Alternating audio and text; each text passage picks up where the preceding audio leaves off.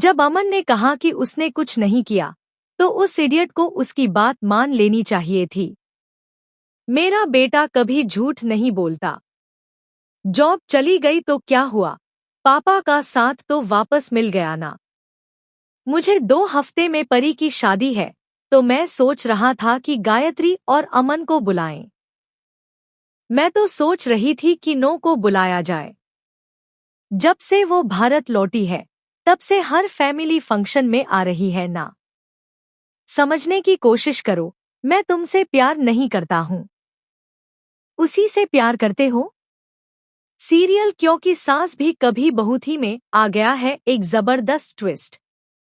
आने वाले एपिसोड में आप देखेंगे कि घर में पूजा होने वाली होती है और वहीं नोयना भी पहुंच जाती है। वह बार बार मिहिर से अपने प्यार का इजहार कर रही होती है। तभी मिहिर कह देता है, नोयना, मैं तुमसे प्यार नहीं करता। जिस पर नो कहती है, तो तुम तुलसी से प्यार करते हो।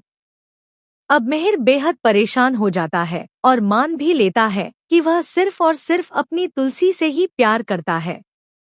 लेकिन यह सब तुलसी खुद सुन लेती है और उसे बहुत बड़ा झटका लगता है। नो की मुश्किलें भी अब बढ़ने वाली हैं, लेकिन कैसे?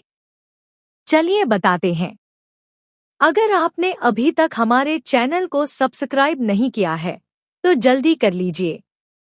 आने वाले ट्विस्ट में होगा यह कि एक तरफ मिहिर नो के बारे में सोच कर परेशान है और परी की शादी पर ध्यान देने की कोशिश कर रहा है। तभी तुलसी उसके पास आती है और बताती है कि नोए को किसी और से प्यार है और वह उससे जल्द शादी करने वाली है। यह सुनकर मिहिर घबरा जाता है। उसे समझ नहीं आता कि तुलसी को क्या जवाब दे। वह बात को बार बार टालता है और तुलसी वहां से चली जाती है। उधर अंगद अपनी जॉब के पहले दिन होटल में काम कर रहा होता है। उसी होटल में मिहिर भी अपने क्लाइंट्स के साथ पहुंचता है।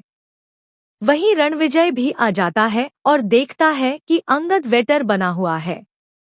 रणविजय चोरी छिपे अंगद की जेब में किसी का फोन डाल देता है और फिर शक उसी पर आता है।